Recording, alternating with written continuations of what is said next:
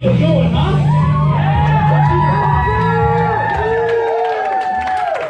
Hey, how's everybody doing? Everybody's got their drinks now, right? Hey, first of all, if you guys need to get up and grab a drink while I'm up here, feel free. It's not gonna mess me up or nothing. Might mess Max up since he's slower than the average back there. There's a big room for one bartender, so. Yeah, like Max said, or like Brock said, great introduction. It's my first time doing this weekend. I appreciate you guys all being here. Thank you to the Esquire for having us tonight. This is a pretty cool venue for all this. I've never actually been in this back room. Thank you to Brock for inviting me up on this when he reached out a few weeks ago. It's always been a dream of mine to do some stand-up comedy or try this at least. And I got to give a little credit to Brock because a few years ago, I actually had the opportunity to catch him in action. And it was at a Christmas party. And what happened was, my wife and I were there. It was a corporate Christmas party, which those are really tough to begin with, right? Usually it's silent auctions, the other bullshit with your deep fried turkey and meatballs. And anyway, Brock went on stage, and I remember thinking to myself, man, if this guy's got the balls to get in front of a room full of complete strangers and make nobody laugh, I can certainly do the same thing. Brock is a funny dude. You guys have probably all seen his videos, everything else. He's been doing this for quite a while. And like I said, if it wasn't for him, I wouldn't even be up here tonight. So thank you very much, Brock.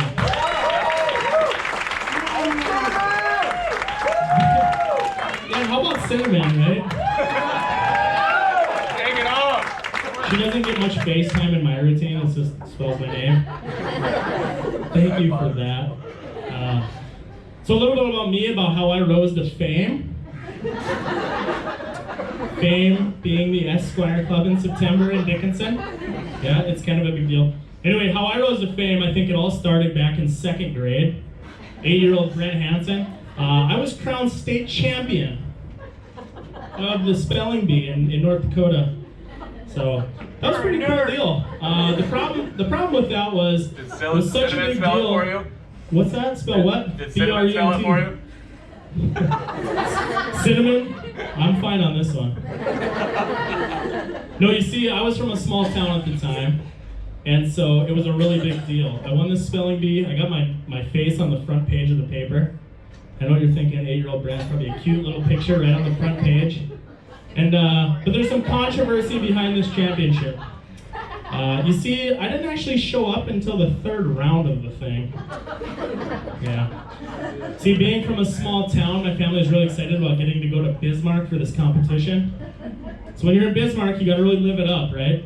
So we went to McDonald's. Yeah. So I was late for a competition because of McDonald's.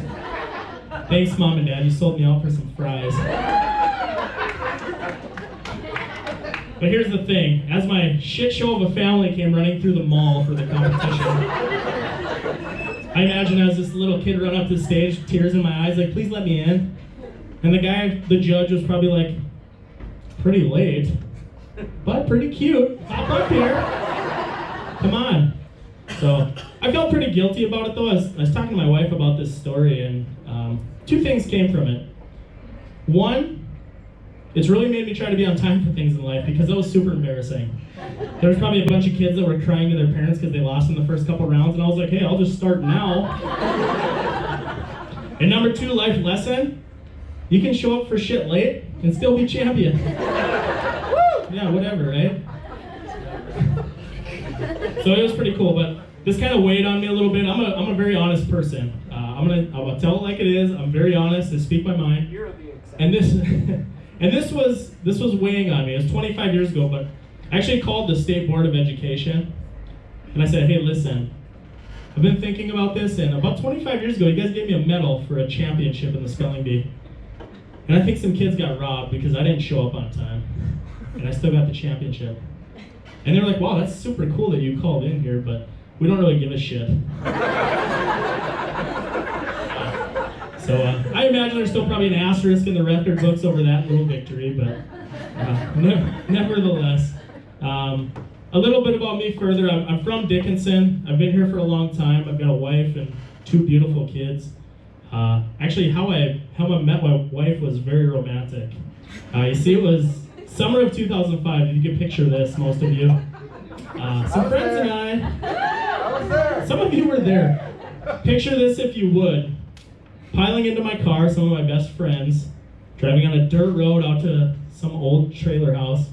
I had a CD on repeat, and I think it was Holla Back Girl. Summer jams.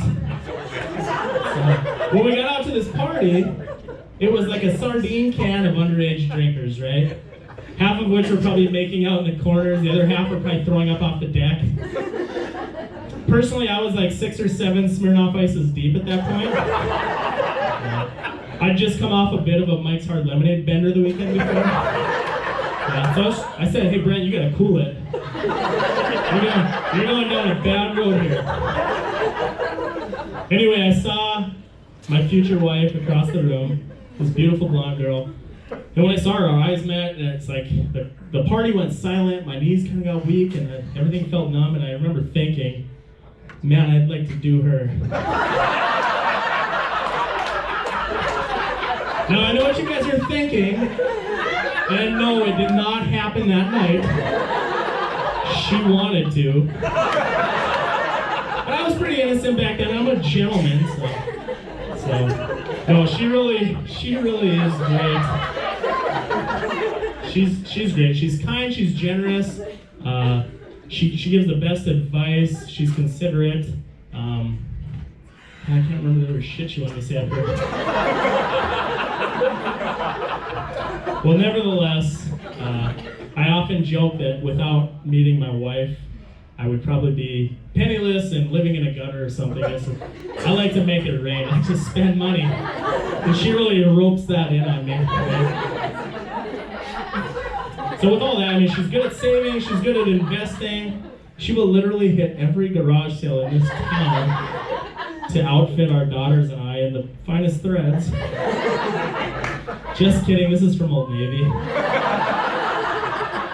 But really, it's a horse apiece at that point, right?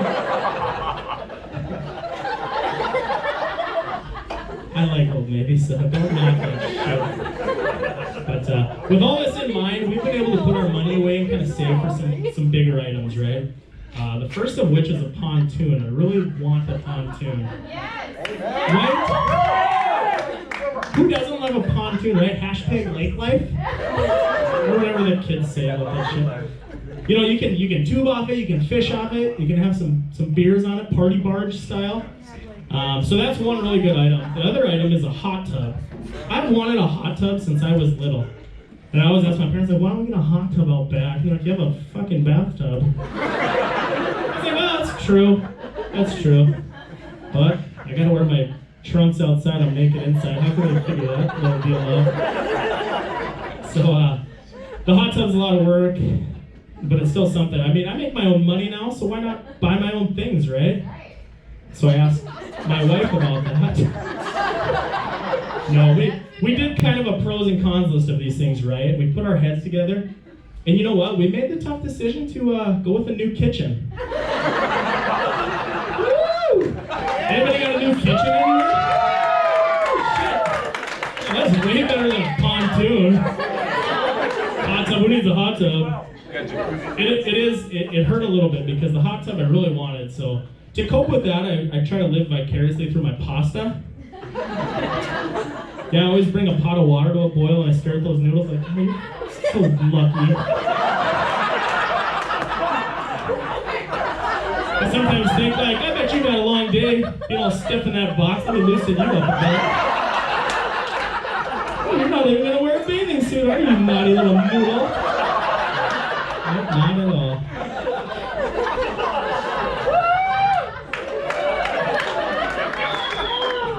I don't have a hot tub, guys. Stare at a pot of water. That's what I'm sure. So, you know what? And she gave me some criteria for the hot tub. A year ago, she said, listen, Brent, if you don't ask about the hot tub for a year, you can have one. Guess what? It's been a year. No hot tub. So then a new stipulation came in. She said, listen, if you can take care of the kids' pool outside, all summer long, we'll get a hot tub. guess what? It's fall. But I'll be honest, that kid's pool didn't go 2 weeks without getting covered in frickin' green moss. That turns out you can't just dump shock in it every week, but it's probably fine. No, that's good stuff. As for the pontoon, I probably dodged a bullet on that one because I'll be honest, probably would have been a race to divorce court trying to load and unload a pontoon with my wife. Yeah, no joke. No joke. We can't even make a sandwich together without turning into some small fight. She's like, that's not how I put the mayonnaise on there. And I go, it's a squeeze bottle. You know, to be honest, divorce isn't really, I mean, it's not something to joke about, right?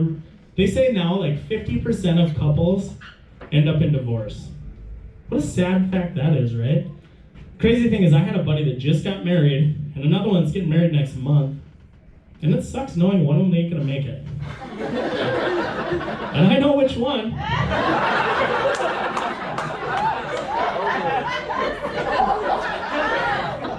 Prove me wrong. Prove me wrong. So I've actually come up with an idea to reduce that divorce rate. And I call it marriage building. I know, it seems pretty cliche. It's not what you think, though. It's not. See, in my idea here, you get one of those couples that's been dating for a little while and they just got engaged, and they're like, oh my God, we're the best team ever. We're going to be the best friends, and we can build anything, we can do anything. We're going to have a long, happy life. And I say, well, guess what? I'm going to have you build something together. Yeah. So, in my opinion, what we would have is like an arena with a couple of fiancés, and then there'd be a big spinning wheel with various objects they'd have to put together. And it'd be kind of like this. Oh wow, you got a giant backyard playhouse. Good luck with that one. So what you do is you take a table on one side with various tools that are necessary for building, and then you take another table on the other side with like dangerous weapons. Yeah. The other trick is to try to get through this building project without murdering each other. Or the PG version, just without directing the F-bomb right at one another. Yeah. I feel like the commentators would have like a button that would drop in a toddler every once in a while. Like, oh, try that now. Try that now. It's holding a saw. And I would like sneak in there and steal a couple unneeded parts, like, good luck now. But, yeah, and I think it would be cool if there was actual commentators, just like it'd be on like ESPN, the Ocho or something. They'd be like, all right, we're gonna send it down to Craig on the field now. Craig, what's going on down there? Yeah, Joe, we got a husband that's looking pretty upset here. He's pointing at his wife. She's already been in tears 3 times now, and I don't know what's going on. He's turning his back on her. She's headed for the weapons table now. And dear God, there's a steel chair in her back. Yeah, that's right. Yeah. I feel like there's probably some married couples in here. You get what I'm saying on the building projects. No, perfect marriages out there. So, no, my wife and I, yeah, we have some trouble with those type of things, but I think we're a great team and everything else. Like I said, she's given me 2 beautiful daughters in life. The thing about them is they're so busy. Growing up, when I was 6 or 7 years old, all I did was ride my bike around town. Now they're in like basketball camp, volleyball camps, golf camps, gymnastics, and dance. Yeah, any dance dads out there? Yeah. Dance dads. Yeah, that's great too. Yeah, so with this in mind, I thought, I think we need to trim the fat a little on these activities, right? We're super busy. I don't think we can be in all this. So I sat my daughters down. I was like, guys, listen. Daddy loves you guys to death. I would do anything for you guys. And I'll support you in anything in life. But no daughters of mine are going to grow up to be strippers. So grab the goddamn basketball, get back out in the driveway.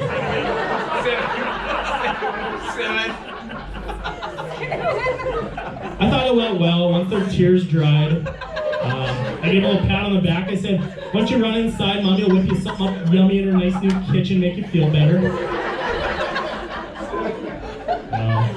I I'm not that bad of a dad. I didn't say that to both my daughters. Just one of them. So they are great. We like the outdoors a lot. Like we do like keeping active. The kids are in a lot, but there's one outdoor activity that I just have a really hard time catching on to, and that's fishing. Are there any fishermen in here? 0 fishermen? Wow, 0 for 50. Yeah. Couple of walleye slayers in here. Call yourselves slaying the walleye. Yeah, got a wall hanger there. Yeah, that's great. That's great. Or as I call them, the machetes of the sea. I always see my friends have pictures of like their 4-year-old holding a walleye, like. And I'm thinking, every time I grab that damn fish, it flops all over the place and sticks its back things out. I'm like, what the? All for like this much meat? No thanks. I'll happily take some fish meat though from anybody.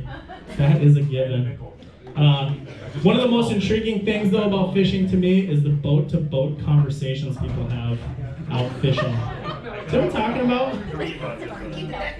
You'll be like trolling along in the water, which let me pause there. Trolling is not what I thought it was.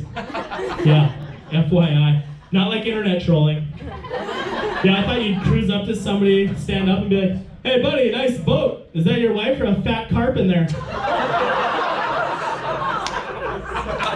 Yeah, the disappointment in me when that wasn't true. It turns out it's just cruising around slow. So anyway, I was out recently with my in-laws and my wife and kids. And we pull up next to a boat. My father-in-law stands up and says, hey, how's the fishing? And they stand up and they're like, oh, good, how about you? You know, the rigmarole of this conversation. They go on, next boat pulls up, my mother-in-law stands up and does the same thing. Hey, how's the fishing? Same thing. So a third boat pulls up and I go, guys, I got this one. Yeah, so I stand up and I go, hiya, how's the fishing over there? And they just stared at me like nothing. And I thought, they're probably having a shitty day on the water. I'm gonna up my game a bit. Maybe they need some advice from me. So I said, you know, if they're not biting, maybe you guys can try spooning like we are in our boat over here. I'm pretty sure I nailed that. Whatever the hell a spoon is. So they gave me a weird look and sped off. So, but no, I don't know a ton about fishing. But that being said, I do have one piece of very valuable advice, and that is, no matter how good the fishing or the weather or the company, your day will certainly be ruined if you pick the wrong food from the gas station the morning of.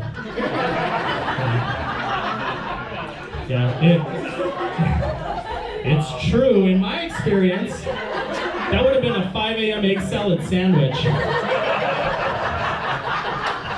And you know, when you get out on the water, everybody knows what's going on. You just get super quiet,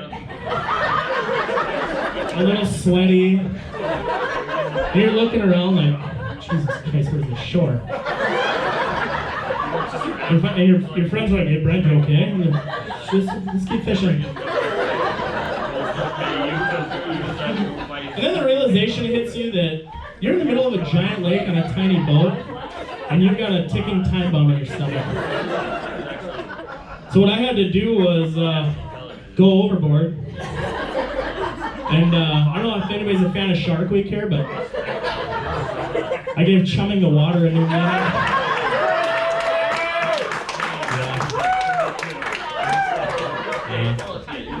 A real exciting moment there.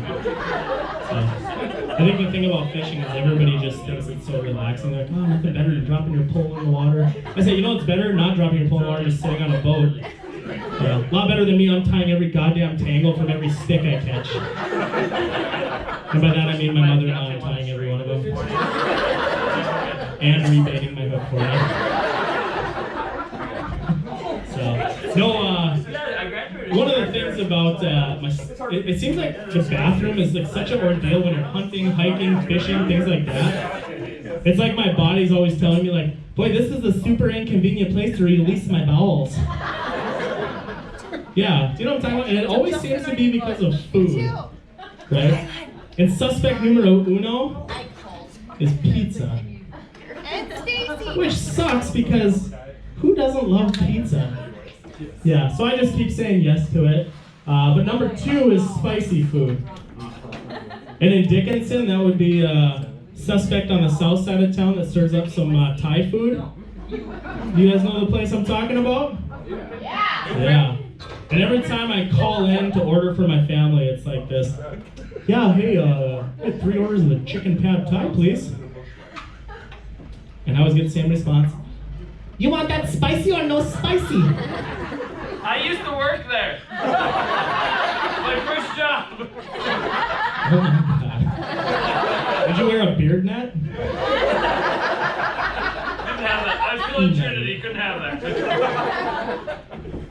So what happens, I say, listen, my wife and kids, the first 2 orders, no spicy.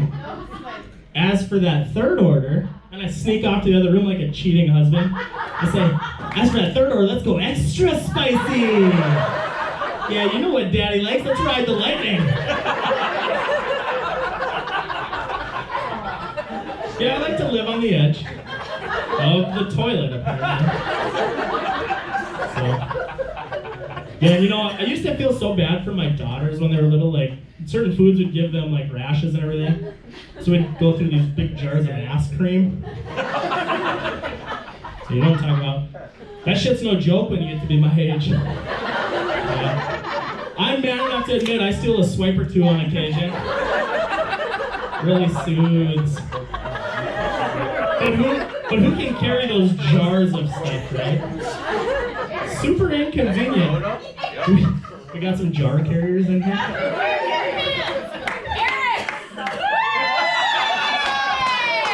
I see you back there.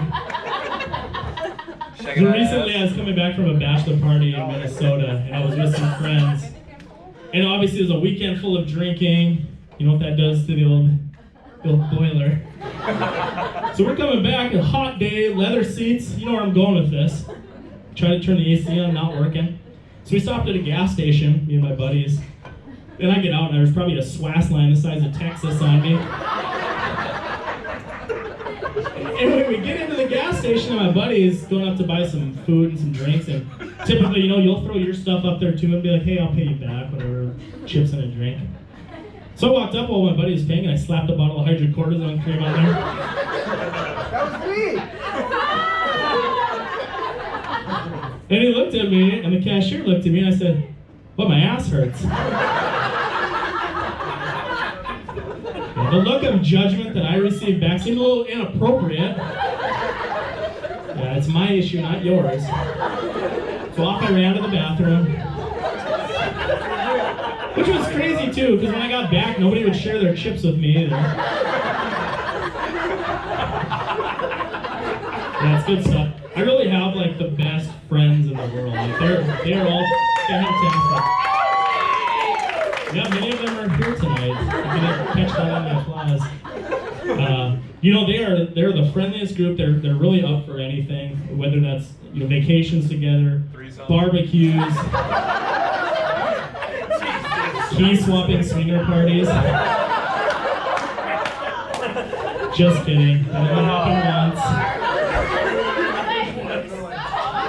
No, they really are great. And the thing is they've all pretty much been married, have kids of their own, and they treat my kids like their own too, which is great. And it's vice versa too. And I didn't know that any more than when we recently had a barbecue/water fight as a group. And one of the other moms had no problem at all hitting my 6-year-old daughter in the face with a water balloon from point blank range. And making her cry, no less. Now, I shed a tear myself. I was like, God, it's like your own mother's right there with her. And you know, the other thing is when we do get together as friends, usually it revolves around food, you know, it's potlucks, things like that. I'm super lazy when it comes to this. I'm like, hey, come over, I'll order pizza. And we'll go to other people's places, do the usual. Hey, I'll grab a potato salad or I'll bring some chips. But we got one guy in the group that's a real one-upper. Yeah, no, hot dogs are not good enough at that house. No, you drop those off, they go down the garbage. He'll say things like, you know what, I got this tonight. You know what I've got prepared for this group?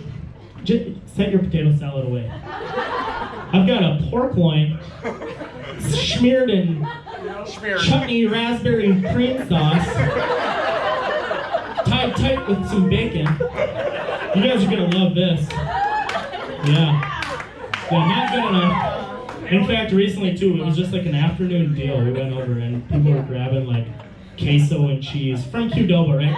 It's a lazy group in general, apparently. You know, like, what's easiest? I've seen people bring potato Olays to a party. Like, your kids will eat those. And on the text message chain, it said, you know what, guys? This is him. If you didn't get the voice change there. You know what, guys? I'm gonna make a charcuterie board. I had no freaking clue what that was. Charcuterie board. How do you say it? Charcuterie. Charcuterie board. You know what we call it in my house? A meat and cheese tray. Truly what it was. No, they're a great group. We do like charity events together, things like that. I really like giving back to the city of Dickinson. One of my favorite things to do is I mentor confirmation students at my church. Yeah, it's like, who's in charge of the mentor draft the night that pick was made, right? Yeah, it's great though, because these kids are super inquisitive. They have tons of questions about things, which I try to answer. Before they've been like, hey Brent, were there dinosaurs on Noah's Ark? You're an 8th grader, go Google that. Or another question was like, hey, how tall was Goliath? I don't know, 8 feet tall? Or another one of my favorite questions, hey Brent, how many times have you and your wife had sex? At least twice. Two. And I say, since this morning?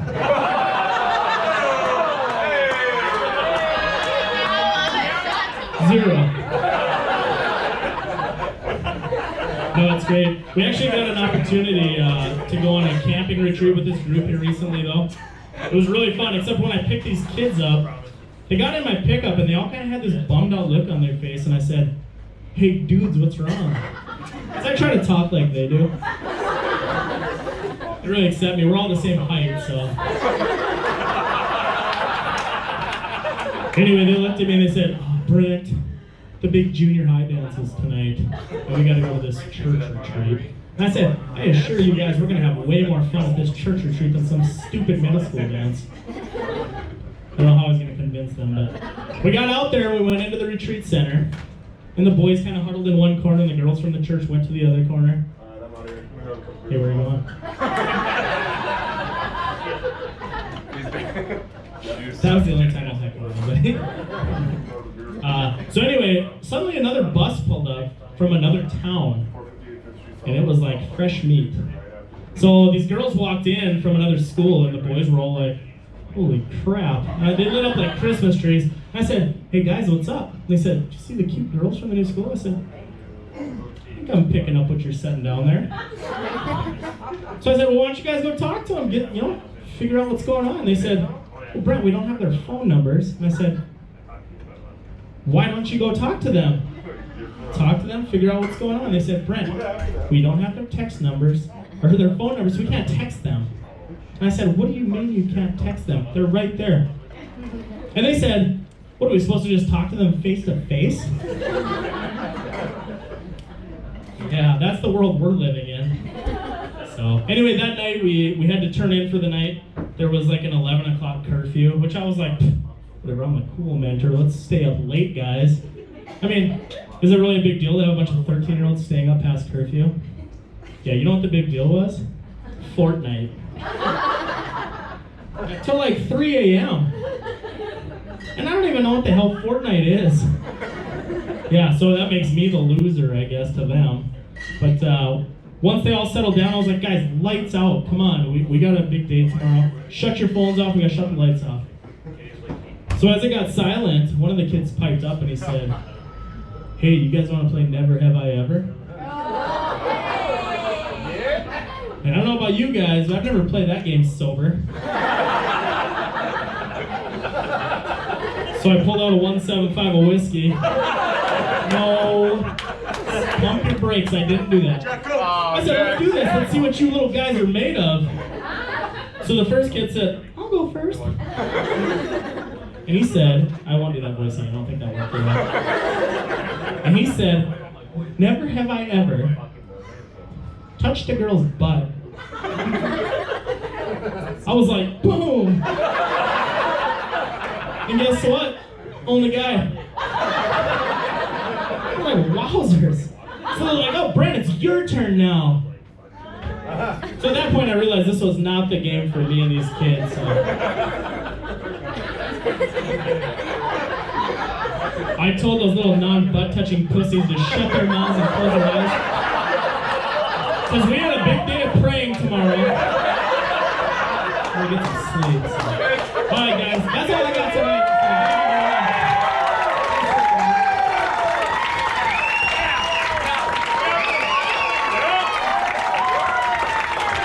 Brent Hanson, everyone.